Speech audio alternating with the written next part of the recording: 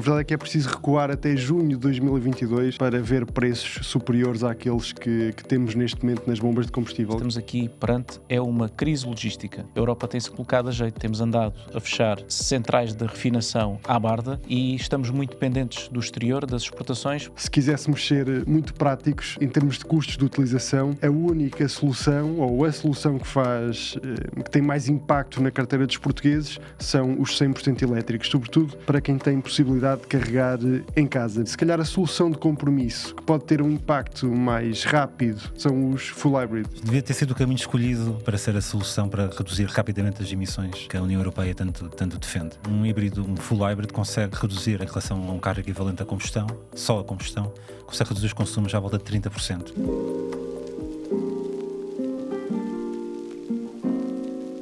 Nas últimas semanas, o preço do gasóleo em Portugal disparou mais de 40 cêntimos por litro e a gasolina acompanhou esta tendência. Abastecer está cada vez mais caro e isso está a obrigar muita gente a fazer contas. Eu pensei que era a chorar.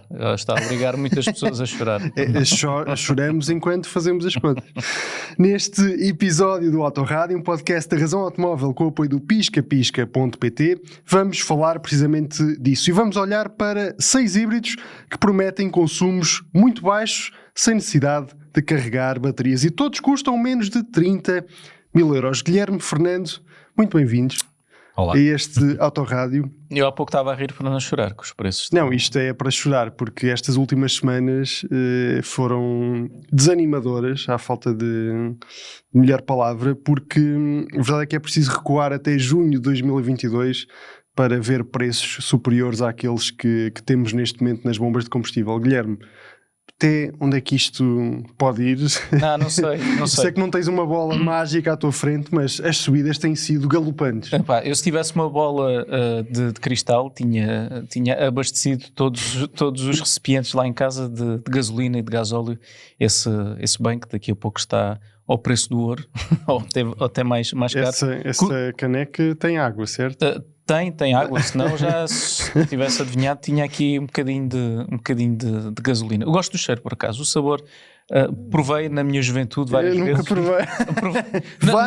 Várias vezes para ferrar o carburador da moto. Bem, não vamos começar a dispersar. Mas para fins científicos. Para fins científicos e muito nobres. Por vezes chegar a casa. Relativamente ao combustível, é curioso que, apesar de estarmos a bater recordes, por exemplo, a nível do valor do gasóleo, estamos muito longe dos máximos do valor do barril de petróleo. Fiz um artigo precisamente sobre isso e a Europa, à parte nós podemos culpar a guerra no Irão e tudo mais, estamos aqui perante uma crise logística. A Europa tem-se colocado a jeito. Nós temos andado a fechar centrais de refinação à barda e estamos muito dependentes do exterior, das exportações, para conseguir colmatar todas as nossas necessidades internas. E daí este desfazamento, cada vez há menos correlação entre o preço do barril de petróleo, que era aquilo que ditava muitas vezes as regras de jogo, mas agora, como está tudo encharcado de impostos e de custos logísticos e de, enfim, todas as políticas ambientais, todas as externalidades negativas dos combustíveis, a verdade é que há um desfazamento cada vez maior e nós pagamos cada vez mais. Quem nos governa às vezes parece que anda a brincar connosco e depois andamos aqui a flutuar e a pagar com o dinheiro do nosso bolso todos estes devaneios. Basta recordar, continuando a falar de política energética, e já vou deixar isto para trás, basta recordar que Ursula von der Leyen falou hoje, a atual Comissária Europeia, Presidente da Comissão Europeia, aliás, conseguiu dizer sem se rir que a Europa precisa de energia nuclear e é fundamental para a nossa estabilidade e para a nossa independência energética. Disse isto sem se rir, depois de ter feito parte de imensos governos e vários governos. Foi do governo da Angela Merkel. Da Angela Merkel durante vários anos, onde fez exatamente e defendeu exatamente o oposto. A Alemanha era o único país da Europa que era independente em termos energéticos. Produzia urânio e tinha centrais nucleares para alimentar. Decidiram fechar tudo, preços da energia na Europa em máximos históricos, a uma economia cada vez menos competitiva, e o bolso dos portugueses, dos europeus, também cada vez menos competitivos, fruto de uma quantidade de decisões mal tomadas, porque achou-se em 2011, 2012, quando tudo isto se decidiu, que íamos caminhar para uma transição energética rápida. Infelizmente, os tratores, os caminhões, os agricultores e tudo mais, a aviação, não receberam a notificação e continuam a gastar gasóleo. E este é o drama que atualmente nós vivemos. Felizmente, e apesar de nos empurrarem apenas para uma solução tecnológica, existe, que é a eletrificação, mas como veremos mais adiante, infelizmente, e eu digo infelizmente, a sério, não é uma solução para todos, mas há aqui uma solução intermédia, também com a eletrificação, que pode ajudar a baixar significativamente a talhada no orçamento familiar que recebemos todos os meses, em virtude dos custos da energia, seja nas nossas casas, escritórios e indústrias, seja no nosso automóvel. Sim, e é por isso que aqui estamos hoje, não é? Não é, meus senhores? Eu já não vinha ao podcast há umas semanas, eu estou... Tinha saudades. Estou energético e não digo que estou cheio de gás porque o gás está caro. Mas olha, sem querer afetar a tua energia, só para dar aqui algum contexto, dizer que à data de gravação deste podcast, o preço médio do gasóleo simples está nos 2,04€. E eu ontem, posso-vos dizer que abasteci bem mais caro do que isto. E o preço da gasolina também já está praticamente a roçar os 2€, 1,92€ por litro, e lá está, desde o início deste conflito dos Estados Unidos, Israel e o Irão, o gasóleo já subiu 41 cêntimos e a gasolina já subiu quase 22 cêntimos. Fernando, obviamente, se quiséssemos ser muito práticos, se calhar em termos de custos de utilização, a única solução, ou a solução que tem mais impacto na carteira dos portugueses, são os 100% elétricos, sobretudo para quem tem possibilidade de carregar em casa.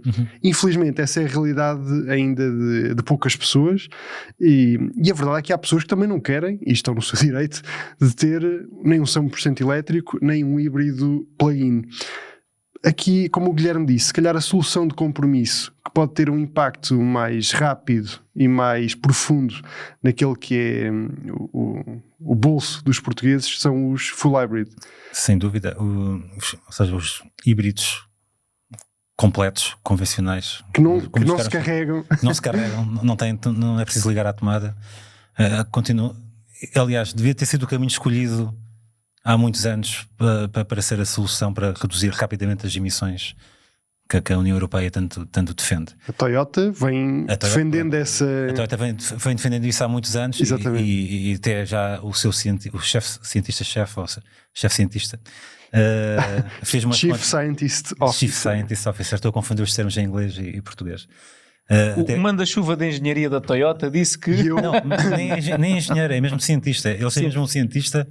E nós acabei de virar a minha água. Olha, pensa assim, se fosse gasolina tinha já aí uma conta valente. Como é água?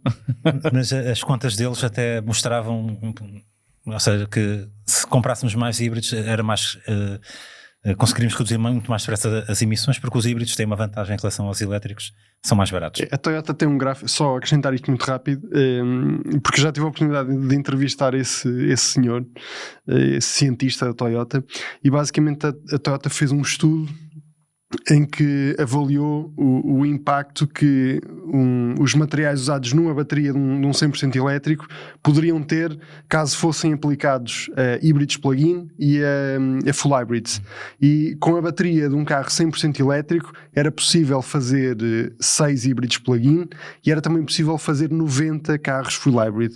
E a Toyota, com isto, queria basicamente explicar que se calhar a solução que poderia ter um impacto mais rápido na eletrificação as emissões muito mais e na redução de emissões, nos 90 carros seria esta. E a redução de consumo é significativa. Eles até tinham uma equação, era tipo 1,743, uma coisa assim, mas isso deve aparecer na imagem, calculo eu. Agora, havia uns bonecos. Havia uns bonecos muito curiosos. Nós vamos procurar esse gráfico e colocá-lo neste podcast. Pronto, e essa redução das emissões adivinha precisamente da redução dos consumos. Está diretamente relacionado, porque um híbrido, um full hybrid consegue reduzir em relação a um carro equivalente à combustão, só a combustão, consegue reduzir os consumos à volta de 30%. E é sobretudo em cidade, precisamente, onde os carros a combustão poluem mais, é onde os híbridos fazem mais 30% ou mais. Em cidade, como estavas a dizer, os full hybrid têm a possibilidade de andar em modo elétrico às vezes 60-70% do tempo, e onde os carros puramente a combustão têm dificuldade e têm consumos às vezes de 7-8 litros ao 100, um carro equivalente, eu já andei com um Hyundai Tucson que estava a fazer em cidade 4.3 litros. Já andei com um RAV4 e estou a falar propositadamente de carros maiores, carros grandes. Estava a fazer em cidade também 4.2. Sim, porque se fores para um Clio... Um Renault Austral, 4.7, salvo erro. Estou a dizer números de... Mas todos eles abaixo dos 5 litros em cidade. Caramba. Mas só para esclarecer uma coisa, porque há pessoas que já até nos comentários que a gente recebe. Ou seja, quando nós dizemos que os carros andam em modo elétrico, ou seja, estes carros não têm propriamente uma autonomia elétrica como um híbrido plug-in. Ou seja, quanto muito andas, se calhar 2 km até a bateria deixar de ter carga. Mas o sistema aproveita todas as oportunidades de aceleração, ou até quando estás em para-arranca e nos arranques suaves, para só usar um motor elétrico, e é por isso que consegue esses 50-60% de deslocação em modo elétrico. E as baterias estão constantemente a carregar e a descarregar. Sobretudo em cidade, onde tens muitas oportunidades de desacelerar e travar. E o trabalho do motor, que às vezes o motor está a trabalhar e nós sentimos que o carro estar engatado ou estar em ponto neutro, andava exatamente a mesma coisa. Esse trabalho, em vez de ser desperdiçado, está a carregar as baterias. Resultado, não há ali muitas perdas, além naturalmente das perdas mecânicas e térmicas e tudo mais, mas são carros mesmo muito eficientes. E vamos tirar isto de cima da mesa, antes que surja. Neste momento, quem tem um carro elétrico está seguramente a rir-se, ou pelo menos a sorrir, porque não está a ser impactado com estes custos avassaladores da gasolina. Mas é preciso dizer que todas as outras pessoas que andam com carros, seja a gasolina ou a gasóleo, seguramente não o fazem porque gostam de ir à bomba de combustível e tiram um prazer sádico de pagar a gasolina ou o gasóleo àquele valor. Fazem-no porque não têm outra alternativa. E é aqui que os híbridos são uma boa ponte entre ter um carro 100% elétrico e ter um carro puramente a combustão. Tira o melhor dos dois mundos. Custos mais reduzidos, sem ter a necessidade de ter onde carregar em casa. Porque podemos fazer as contas. Carregar em casa é, sem dúvida nenhuma, muito mais vantajoso. Eu tenho um carro elétrico, tenho onde carregar, seja em casa, seja no escritório, e posso fazer 100 km com menos de 3 euros. Problema, quando eu tenho um carro a gasolina ou diesel, e pensando num carro diesel que consome 6 litros ao 100, neste momento deverá custar em torno, estou a fazer as contas aqui um bocadinho por alto, a 2,06€, fica em 12 euros, de menos 3 euros para 12 euros é uma grande diferença. Agora, vamos carregar o carro fora de casa. Eu quero deixar o meu carro de combustão na garagem, quero adotar um elétrico, mas não tenho onde carregar. O custo por quilómetro não é menos de 3 euros. Se nós carregarmos a 63 cêntimos o quilowatt-hora, que é um carregador rápido, já não estou a falar de autoestradas. O custo por quilómetro fica, por cada 100 km fica em 11 euros. Se for um carregamento mais lento, fica ali em 47 cêntimos o kilowatt, portanto 8,5 euros. E é aqui que os híbridos ganham uma grande vantagem. Porque se nós tivermos, e já vamos falar de híbridos que consomem 4 litros ao 100, se nós tivermos, já considerando a gasolina 1,94€, 2 euros, nós conseguimos fazer 100 km com menos de 7,5 euros.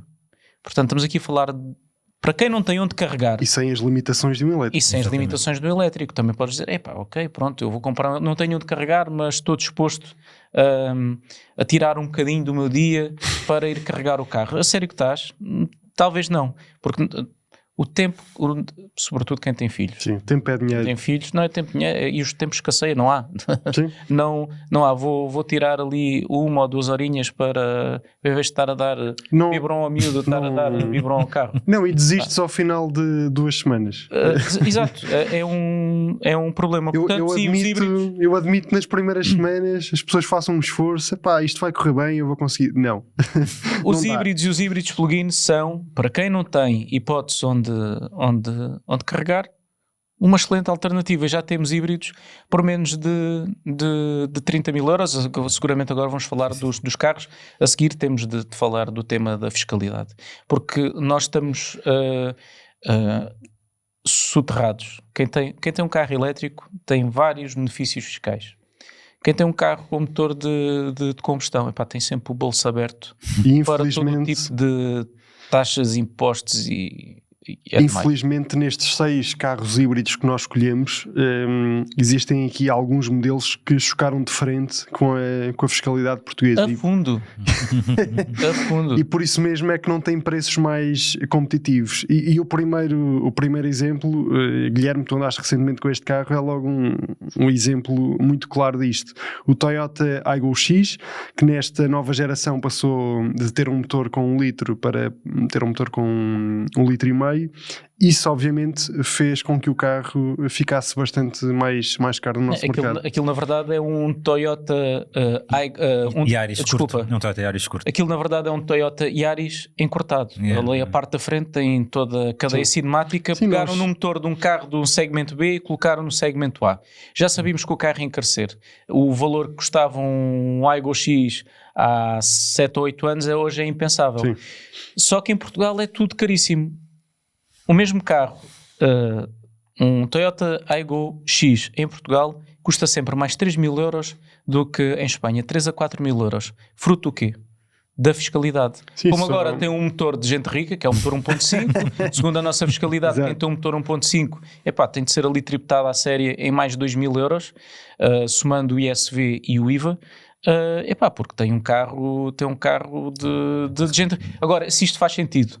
Não faz sentido. Porque quer dizer, então temos agora um carro que anuncia 3,7 litros ao 100, tem emissões de CO2 face ao modelo anterior, 30% ou 40% mais baixo. 80 e tal gramas por... E paga mais impostos. Isto não faz sentido rigorosamente nenhum. Nós, em vez de estarmos a incentivar carros que são mais amigos do ambiente, não, estamos a agravar o seu preço. E torna-se difícil comprar um carro destes, um carro de segmento A, Sim. por 22.000 euros. E ainda não estamos a colocar equipamento. Porque se nós quisermos o carro como nós gostaríamos, então já estamos a falar de um carro de 25.000 euros. Está tudo doido. Não, sério, isto mata a carreira comercial de um carro. Mesmo assim, e obviamente... Mas é um carro muito fixe. E atenção, E estes consumos... para a conversa não ficar tão séria... conseguem-se alcançar. Porque... Consegue-se fazer menos. Sim, a cidade até acredito que consegue fazer menos. Porque é o consumo combinado. Mesmo em estrada, consegue-se fazer menos. O carro é hiper leve. O carro é tão leve e tem tanta potência, 116 cavalos e um motor elétrico valentão e um motor de combustão que também é tudo menos anímico. Aquilo parece uma espécie de Saxo Cup. O Saxo Cup tinha 120 cavalos, só com um chassi dos tempos modernos. O carro é divertidíssimo. Eu acho graça ao carro, por acaso. Problema, é caro. Sim. É caro. Eu vou se calhar... Eu vejo-me a ter um carro daqueles, com capota de abrir. É de lona, não é? De lona, exatamente, assim de abrir, mas se calhar vou ter de esperar que chegue ao mercado usados. Twingo. Tenha um problema. Então esperas pelo Twingo. Ou então espero pelo Twingo. Problema. Os Toyota têm um problema qualquer com a desvalorização, que é não desvalorizam os carros, fazem quilómetros, depois vamos ao pisca e tudo mais e vemos que o diferencial dos carros entre o novo e o usado às vezes não... Isso é bom para quem compra novo, naturalmente. E o facto dos carros terem 10 anos de garantia e 1 milhão de quilómetros e lá... Sim, isso dá uma segurança uma segurança extra. Além de todo o histórico que a marca construiu ao longo de todos estes mas anos. olha, vamos mudar de marca, que já falámos imenso da Toyota, começámos logo no início, agora mas só dizer Toyota. muito rápido que dentro da Toyota ainda podem optar por um Yaris ou por um Yaris Cross, tem motorizações híbridas sempre bastante eficientes e preços sempre abaixo dos 30 a 35 mil euros. Passando aqui para a Renault, mais um daqueles casos em que a cilindrada aumentou e os impostos acompanharam. Temos agora o novo Renault Clio, que na versão híbrida tem 160 cavalos, é a versão mais potente da gama, mas também é a versão mais cara de todas. Temos agora um motor 1.8, 160 cavalos, 265 Nm de binário, 4 litros anunciados aos 100 e, Fernando, um preço que fica aqui nos 28.990 euros. Sim, é um preço muito elevado. Para um Clio. É um Clio, exatamente. Primeiro é um Renault Clio. E este sistema funciona francamente bem, mas de facto o carro ficou aqui com um preço. O preço É o preço possível. Desculpa, continua. É o preço possível. Não é o preço. Desculpa, fala Fernando, senão. Íamos falar do preço. Eu, como não estou aqui há 2 podcasts, quero falar mais do que é habitual. É o paradoxo da coisa, ou seja, a versão mais cara é aquela que gasta menos combustível. E agora não há Renault com motor diesel para ter aqui uma alternativa. Por isso 28.990 euros é efetivamente muito, muito caro. Não é muito caro, é muito dinheiro. São duas coisas diferentes. Estamos a falar de um carro de 160 cavalos com o nível de equipamento máximo. Não é muito. Agora, se tu me disseres, pois, mas vais ali a Espanha e tens a versão E-Tech de 160 cavalos, não a partir de quase 29.000 euros, mas a partir de 22.000 euros. É que o Estado leva 4.000 euros em ISV e em IVA só em virtude de, em vez de ter um motor 1.000, ter um motor 1.800. Sim, por isso é que a fiscalidade portuguesa vai ter de mudar. Os motores pequeninos estão todos a desaparecer por causa das emissões. E a nossa fiscalidade mal continua a incidir em 60% sobre a cilindrada. Resultado, os motores pequeninos estão a desaparecer e o preço dos carros está a aumentar. O Clio é mais um exemplo disto. Não, e é o que tu estás a dizer, as pessoas pagam mais 4.000 euros e não recebem nada em troca. Não recebem nada em troca. Recebem, a única pessoa no final é aquela pessoa coletiva, Estado, não é? que recebe. E podíamos também aqui já fazer a ponte para outro carro do grupo Renault, o Dacia Bigster, que também recorre é o mesmo a este sistema com motor 1.8, sofre exatamente do mesmo mal, também acaba por ser o Bigster mais eficiente e mais poupado de toda a gama, mas também viu o preço disparar de forma significativa. Está aqui mesmo à portinha dos 30.000 euros, 29.950. Mas agora, quando eu queria dizer que o Clio era caro, tens um Bigster que é um carro consideravelmente maior e pronto, para um carro de família realmente é uma coisa muito melhor e custa mais 1.000 euros tanto que um Clio. A questão é perceber se toda a gente precisa de um Bigster, não é? Obviamente que, claro, isso é outra questão. E atenção, os motores são iguais, mas não é tudo a mesma coisa. Eu acabei de andar no Bigster. O refinamento é muito diferente. Sim, entreguei o carro que tens, ou seja, estás a pagar quase 30.000 euros por um SUV de segmento C. E depois estás a pagar por um utilitário de segmento B praticamente o mesmo valor. Não quer dizer que os carros não tenham, o Clio não tenha qualidade ou o nível de equipamento ou o que for, mas é por isso que eu estava a dizer que o preço estava... Por algum motivo a Dacia é das marcas mais vendidas na Europa a particulares. As pessoas, quando não estão a escolher o carro pela empresa, estão a escolher fazem as suas contas. Com o seu bolso, tem um bocadinho mais de parcimónia. Mas dito isto, o Bigster não tem um espaço, mas não tem o nível de refinamento de um nem tem Clio. O interior do Clio. Agora, precisas de tanto espaço, precisas daquele espaço todo, Bigster, não precisas de tanto espaço, entre outros carros, naturalmente, mas mantemos aqui no grupo Renault, vai para o Clio. E agora o Clio está muito giro de conduzir. O carro curva melhor, está com uma distância... Não é distância entre eixos, uma largura entre vias maior. O carro está muito mais plantado. Eu sei que a plataforma é a mesma da geração passada, mas foi tão profundamente alterada que o feeling em estrada é totalmente diferente. Eu não sei qual é que é a vossa opinião, mas eu, agora que já começo a ver o carro na estrada, já me estou a habituar um bocadinho mais a esta imagem do carro. Habituar sim, mas a imagem não melhorou com o hábito. Eu não fui propriamente fã da imagem quando vimos o carro pela primeira vez, mas confesso que começa a achar alguma graça. Eu acho que o carro tem um efeito que é muito importante. Tem um efeito de charan. O carro tem presença, tem umas proporções certas, as linhas... Olhas 2 vezes por ele. Exatamente. Acho que o carro distingue-se na estrada. E ao vivo está a crescer em mim. O Fernando não está convencido. Não, mas o Fernando é um eterno insatisfeito, não é? Não, tem dias. Só com alguns carros. Mas, o Miguel é que tem dias. Exato. O Miguel tem dias. Não, mas não acho que a evolução não foi propriamente... obviamente só em termos estilísticos, não estamos a falar na qualidade do produto, obviamente. Mas, houve ali qualquer coisa que se passou durante o processo, não sei o que é que aconteceu, que acho que exageraram um bocado na direção que foram. Dito isso, eu ainda não tive a oportunidade de experimentar o Clio, também não vou andar aqui a avaliar o produto, o Guilherme pode falar melhor disso do que eu. Temos de marcar o carro para tu andares. Para tu andares e metemos o carro aqui dentro da Razão Automóvel e ficas ali 1 ou 2 horinhas a olhar para o carro. E depois falamos. Com um bloquinho. Com um bloquinho. Vai ser pior para tu. E depois... Quando começo a olhar com detalhe para as coisas é pior. Não, mas E depois mandamos para a Renault. Malta, está aqui o que o Fernando disse. Nós fartamos de dizer e repetir que o design é sempre discutível. Design ou estilo, o Fernando nunca gosta muito que eu diga isto. Sim, porque o design mantém-se. Pronto, mas no caso do Clio, acho que ele consegue uma coisa que, por exemplo, o próximo modelo desta lista não consegue, que é um carro que não passa despercebido. Sim, mas é distinto, mas temos que ver uma coisa. Uma coisa ser distinta não significa que seja uma qualidade positiva, pode ser distinto pelas piores razões. Ou seja, é distinto, é bom ou mau, pronto, agora fica ao critério, de cada um. Mas sim, o próximo que agora vem aí não é...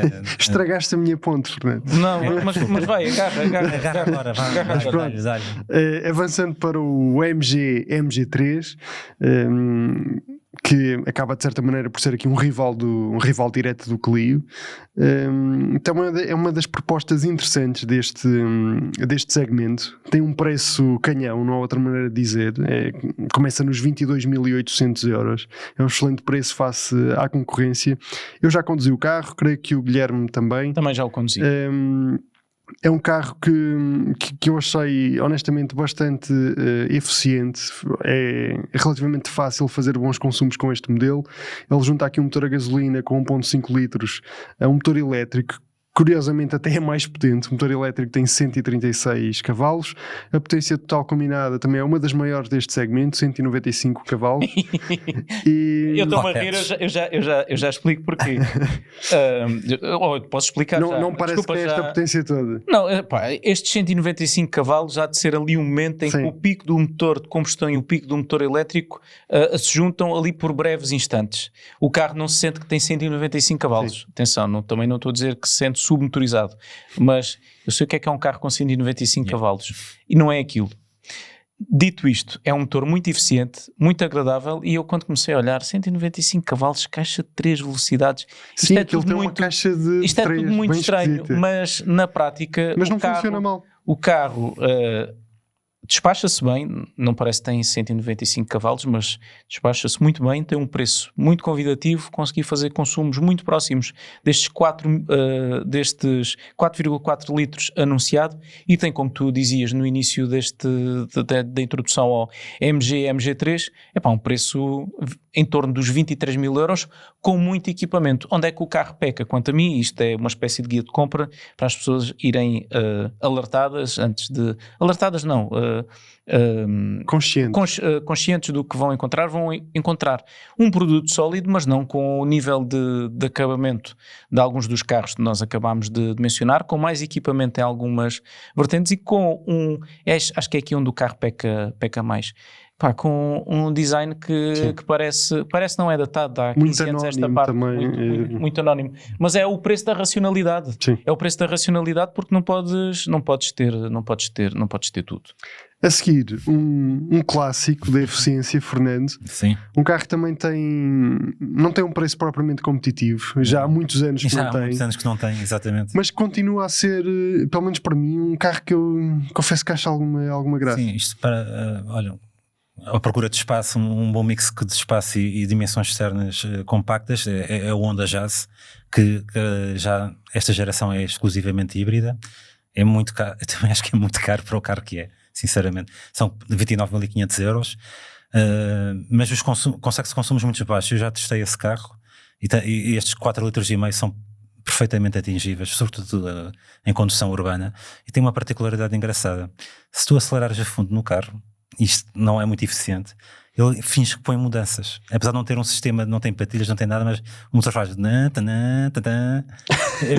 E finge que tem VTEC e tudo. Não faz VTEC, só faltava isso. Mas é extremamente curioso tu acelerares a fundo no carro. Turbo, que estupidez. Estou a fazer os barulhos errados.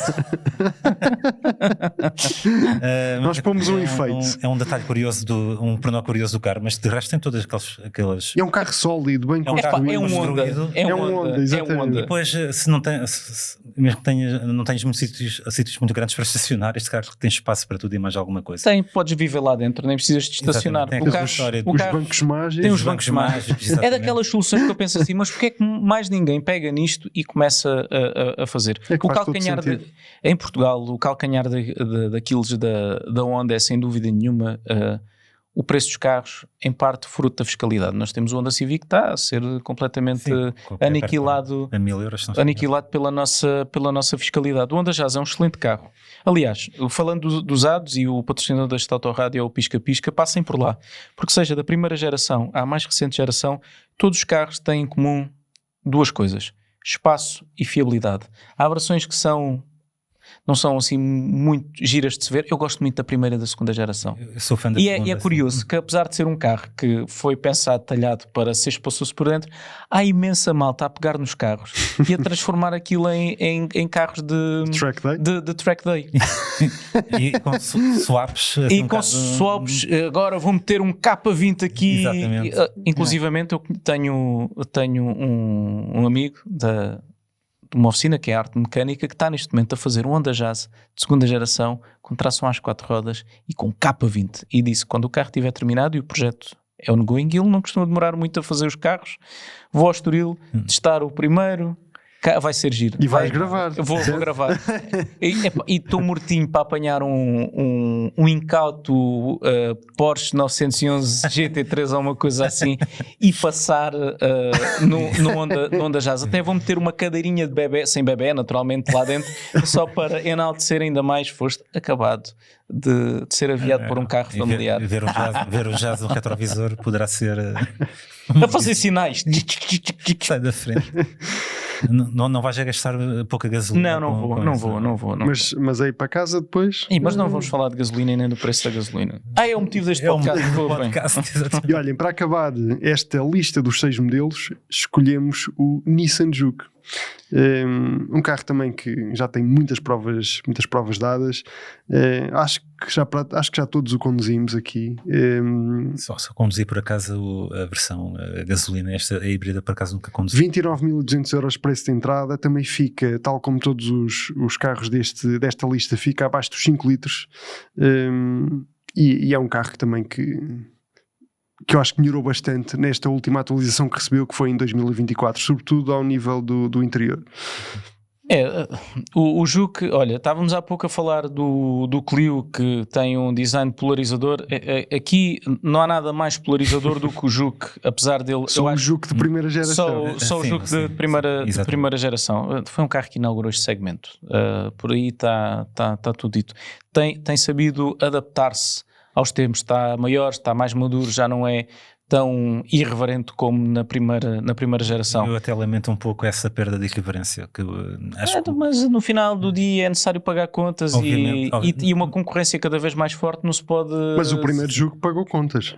Pagou contas, mas entretanto, uma coisa é quando és o único peixe no lago. Ser assim. Quando és o único peixe no lago, a coisa faz. Agora, quando começas a ter um Kamiq, um 2008, um T-Cross, um Captur... É o segmento, acho que é o segmento com mais concorrência no mercado. Epá, são muitos e bons. Exatamente. Mas é um excelente. Atenção, se eu sair a meio deste podcast, não me levem mal, mas eu tenho outro compromisso, não posso falhar. Estou só a fazer esta alerta e vou tentar fugir sem ninguém dar conta. Eu e o Fernando acabamos até porque Fernando... Eu vou para o carro e fico só a ouvir. Exato. Liga-me que eu encosto o telefone aqui ao micro. Pode ser. Fernando, acho que também era importante fazer aqui a ponte para os mild hybrid, porque este tipo de solução também já começa a ser alternativa. Os mild hybrid evoluíram bastante desde os primeiros que nós conhecemos, que que estavam ali um bocadinho só para fazer de conta. Sim. Agora já se sente a sua presença e, apesar de não serem obviamente uma solução tão completa e tão eficaz quanto os full hybrid, também já são interessantes e a considerar. Sim, sem dúvida. E também tem uma vantagem em relação aos híbridos, que é a questão do preço. Agora fiquei assustado. Continua. Mas pronto, tem uma vantagem que é o preço, porque a gente não falou aqui no custo dos mild hybrid e dos híbridos, mas mesmo para os construtores, adicionar um sistema mild hybrid vai custar 1.000 a 3.000 euros, algo assim do género, enquanto um sistema híbrido se calhar vai custar 5.000 euros ao construtor. E isto depois também se reflete, claro, no preço no preço final, dos veículos. Só que os sistemas mild hybrid mais recentes já são mais sofisticados, já permitem fazer mais com o mesmo hardware e conseguem já poupanças de combustível assinaláveis relativamente aos carros equivalentes a combustão. Não vamos a falar se calhar de reduções de 30%, mas se calhar vamos falar de reduções de 15%, para aí se calhar metade. E nós também temos um artigo com uma lista com os mild hybrid que gastam menos, aliás, que os carros de gasolina gastam menos no mercado. Sim, estão lá muitos mild hybrid. Estão lá muitos mild hybrid porque é o novo normal, basicamente, vai ser o standard. E se olharmos para os consumos, não estão assim tão distantes destes modelos híbridos que nós já falámos. Sim, nós acabámos por escolher aqui destacar três modelos, os 3 modelos que anunciam consumos mais baixos, e estão todos aqui na casa dos 4,4, 4,5 litros por cada 100 km percorridos. Escolhemos o Suzuki Swift, que está disponível com preços desde 21.951 euros, Opel Corsa desde 24.225 euros e, por fim, um dos carros mais vendidos do segmento, o Peugeot 208, desde 25.385 euros. Mas só para finalizar aqui este subsegmento, se é que lhe podemos chamar assim, dos mild hybrid, acho que era só importante, Fernando, fazermos aqui uma explicação muito rápida para aquelas pessoas que nos estão a ouvir e que possam não saber. Dizer no fundo aquilo que separa um full hybrid de um mild hybrid. Sim, os sistemas mild hybrid distingue sobretudo pela tensão elétrica de toda a máquina elétrica, enquanto os híbridos têm por norma são sistemas de alta tensão, têm mais de 200 volts de tensão e alguns até já têm 400 volts como um carro elétrico.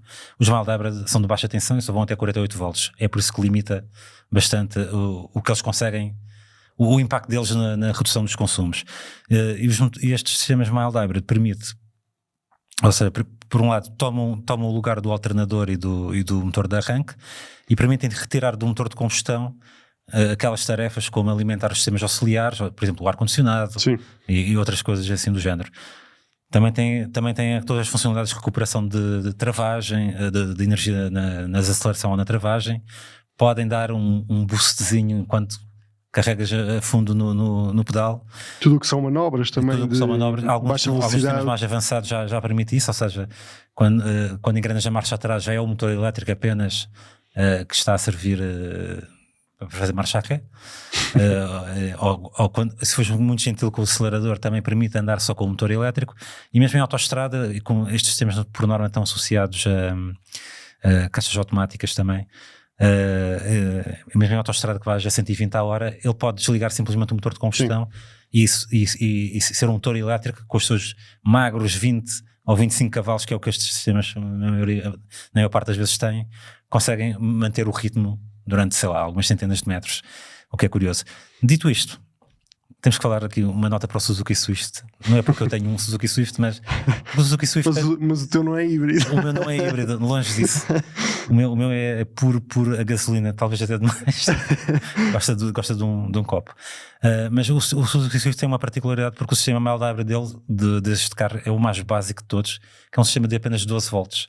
Ou seja, está lá.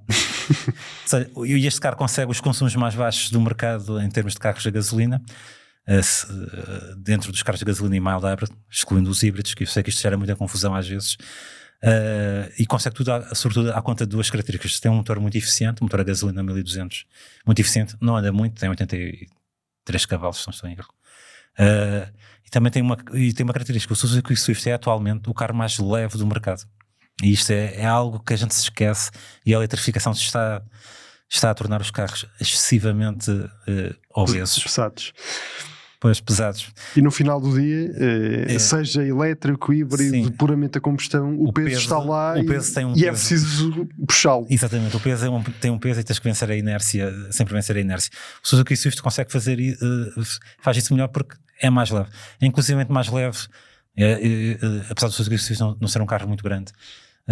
Mas consegue ser mais leve que citadinos puros, como o Fiat Pandina ou até o Hyundai i10, que são carros mais pequenos. Sim, é mais compactos. São mais compactos, e o Suzuki Swift é inclusivamente mais leve que esses carros. Por isso, o peso tem aqui uma palavra a dizer, e vemos isso no Swift, que se conseguirem um motor de combustão eficiente, até podem pôr um sistema mild hybrid do mais barato que há, que é o sistema 12 volts, que é o mínimo dos mínimos, e mesmo assim consegue esta média anunciada de 4,4 litros aos 100, e eu já andei com o carro e é muito fácil ficar abaixo dos 5 litros com este carro. E esse é no fundo o denominador comum de todos os carros que nós trouxemos a este episódio do Autorádio, seja full hybrid, seja mild hybrid. Todos os carros que nós mencionamos aqui ficam abaixo dos 5 litros de consumo médio, e isso numa altura em que os combustíveis estão... Sim, com preços altíssimos, e as perspectivas não são propriamente positivas de que isto possa vir a descer nos próximos dias e nas próximas semanas. Acaba por fazer sentido olhar para estas propostas que, tal como nós começámos por dizer no início deste Autorádio, acabam de certa maneira por ser aqui um compromisso entre as propostas puramente a combustão e também as propostas de eletrificação total, sobretudo as 100% elétricas. E até porque, Fernando, e só reforçando aqui este ponto, antes de fecharmos este episódio, até porque é legítimo que algumas pessoas não queiram ter na garagem um 100% elétrico ou um híbrido plug-in, ou simplesmente porque não têm condições para o ter. Mesmo que não gostem, né? E também volto à questão do preço, porque repare que os híbridos plug-in, os modelos que são híbridos plug-in estão concentrados nos segmentos médios e altos. Portanto, no segmento C ainda já tens propostas, mas nos segmentos mais baixos chegou agora se calhar o BYD Atto 2, que é segmento B, mas acho que mas é dos poucos. Não sei até se não será o único. Acho que até é o único, agora não estou a recordar todos. O Captur, por exemplo, já não existe. Já deixou de ter. Ou seja, aliás, o preço médio dos híbridos plug-in que estão todos à venda no mercado é superior ao preço médio dos elétricos, porque agora começas a ver elétricos 25 mil euros, mas híbridos plug-in a 25 mil euros se calhar não há. Quer os híbridos plug-in, quer os 100% elétricos, também de certa maneira obrigam se calhar a mudar algumas rotinas. Não é para toda a gente. Enquanto que os full hybrid e até mesmo os mild hybrid acabam por ser propostas que encaixam praticamente em todos os tipos de utilização. E no caso dos full hybrid, mesmo para aquelas pessoas que estavam habituadas a ver nos carros diesel, se calhar a proposta mais barata para fazer quilómetros e quilómetros durante o mês, se calhar os full hybrid têm vindo aos poucos e agora definitivamente a ocupar o lugar que outrora já pertenceu aos diesel. E já agora uma nota, há bocado falámos no Renault Clio, com esta nova geração também saiu do mercado, na geração anterior, o último segmento B, o último utilitário com motor diesel. Já não há motores diesel no segmento dos utilitários, já não há motores diesel nos cidadinos, agora tens que ir ao segmento C, ao segmento dos pequenos familiares, e mesmo assim já começam a escassear. Nós temos um artigo também com os onde reunimos os carros diesel mais baratos e mais eficientes do mercado. Temos mais poupados, não é mais baratos, é mais poupados. Mais poupados do mercado. Temos uma lista semelhante para os carros a gasolina e mild hybrid, e temos também um artigo semelhante com todos os carros full hybrid que também podem comprar e que têm os consumos mais baixos do mercado. Foi mais um episódio do Autorádio, um podcast da Razão Automóvel com apoio do piscapisca.pt. Podem também passar por lá e certamente vão encontrar um carro que consiga satisfazer as vossas necessidades, seja um 100% elétrico, um híbrido, um full hybrid, um PHEV, enfim, há lá opções para todos os gostos e para todas as carteiras. Nós estamos de volta na próxima semana e até lá, como sempre, um grande abraço a todos e fiquem bem.